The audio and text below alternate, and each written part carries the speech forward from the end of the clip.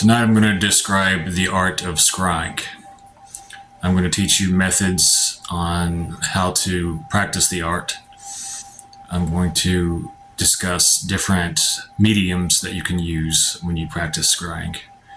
And I'm going to talk about different methods to hone your art to where you'll get better at it. Alright, what is scrying?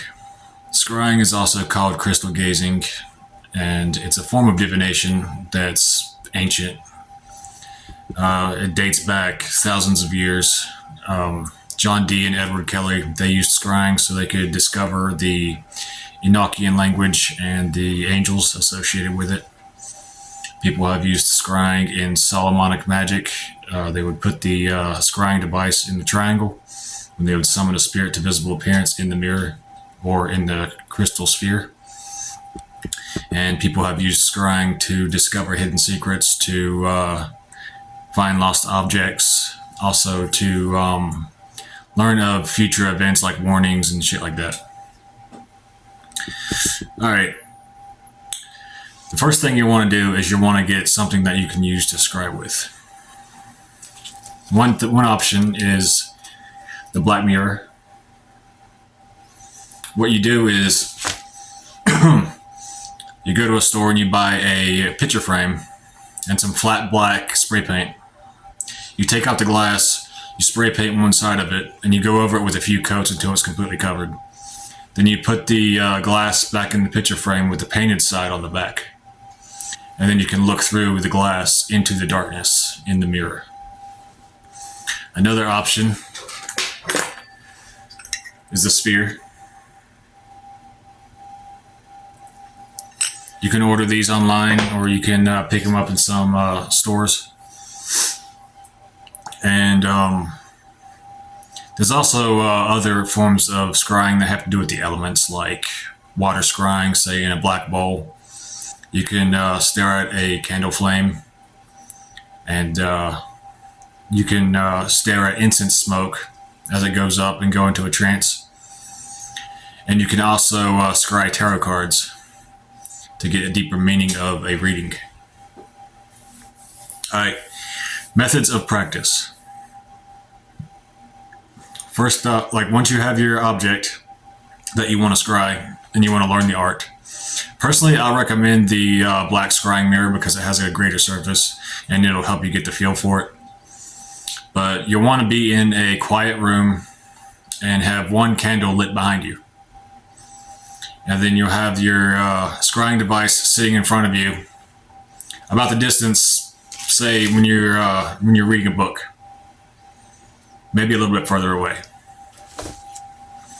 Just relax your mind, relax your body, and stare at the surface of the scrying device. Allow yourself to get more and more relaxed and more tranced. Allow your gaze to sink into the device, to where you're peering into the depths of it. At this point, you'll want to not blink at all. Just I learned early on that if I keep my eyes halfway closed, that it makes the whole process a lot easier and your eyes won't dry out. But it'll feel weird at first, but your eyes will get used to it. But just gaze into the object and clear your mind and wait. After, I would say, depending on the individual, because everyone's different, probably around 5 or 6 minutes, you'll start seeing something interesting. You might see the surface become cloudy. You might see pins of light here and there, like little flashes of light. And then you might see clouds going over the surface in a direction. That's a good indication that your astral senses are awakened. Once that progresses, and you just keep your calm and just let it happen, and just observe the effects that's happening on the surface. Then you might be granted a vision of something. It could be anything. It could be something from your subconscious. It could be something you're thinking about. Just, like I said, it's unique to each individual. But if you do receive a vision on the first try, definitely write it down in a grimoire or a journal. because it might prove useful or important later on. And that's a good practice if you're an occultist anyways, is keeping a journal. Because then you can look back on different patterns and whether this was effective or not effective. You're basically like an occult scientist when you get into this stuff. But another thing that will help boost your ability at receiving visions when you scry is the art of visualization with your eyes open. So practice that for about a week, and then sit down and gaze at your scrying device. Calm your mind and visualize a simple shape, say a pyramid or a two-dimensional triangle or a square, a circle, anything like that. And hold that visualization in your mind as long as you can.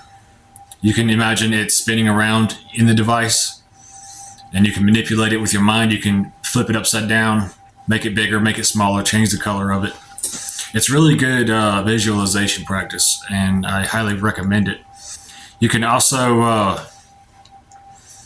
stare at the scrying device and imagine red swirls of energy just kind of like flowing, like it's a liquid, and just see it spiraling. And just focus on that spiraling liquid for a while until your visions start coming to you. You might notice early on that the visions are mostly mental, like, when you think of a place or a person or whatever, and you can see them in your mind. You'll see that, but then you'll see it kind of projected on the scrying device. Like the scrying device is the focus, but your mind will awaken and project that image onto the scrying service. But yeah, definitely practice that for a while until you get good at visualizing whatever you want for as long as you want. Also, what you'll find out once you get deeper into the practice is that scrying will incorporate your other senses as well. Sometimes you'll get strange smells, or you'll feel slight touches on your body. You could have certain emotions come up associated with the visions. You could have certain tastes that come to you.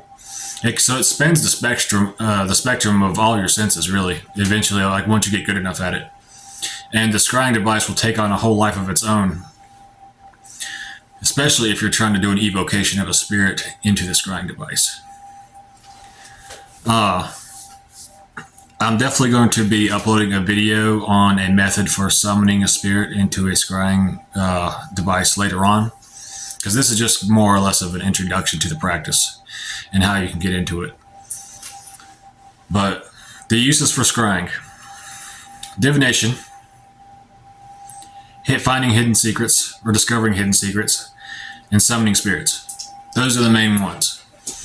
And you can also use a scrying device to enter other people's dreams if you're practicing, dream magic and you want to influence someone while they're sleeping. You can also use it during vampirism practices, like I mentioned in the advanced vampirism practice of astral traveling to people and draining them. As I said, summoning spirits, seeing them in a scrying device is much simpler than seeing them in the air around you. Because to do the second type, summoning to physical appearance, that takes a lot of energy, and it also takes a lot of advanced astral senses. But I'll cover that in a later video. And finally, I wanted to talk about accessing the Akashic records. You may have heard about this before. It's where all the knowledge in the universe is stored. A method to access this using the scrying device, dog's barking, anyway, is to close your eyes while you're scrying. Visualize yourself in an elevator that's going up. See the color of the chakras: red, orange, yellow, green, blue, indigo, and finally violet. Each a level up on the other. And once you get to the violet stage, open the elevator and step out in your mind and see a huge library there. Enter the library. You'll see all these books. Focus on the topic that you want to learn more about. You'll find a book and you'll see that topic mentioned on the book. Open it, and after you open it and you start seeing the words, open your eyes and scry. You'll be able to read the pages on the scrying device, and it's pretty cool to actually experience it, because it's almost like you download the information into your brain and you can just kind of transcribe it and write it down as you're reading it off the scrying device. So it's pretty cool. But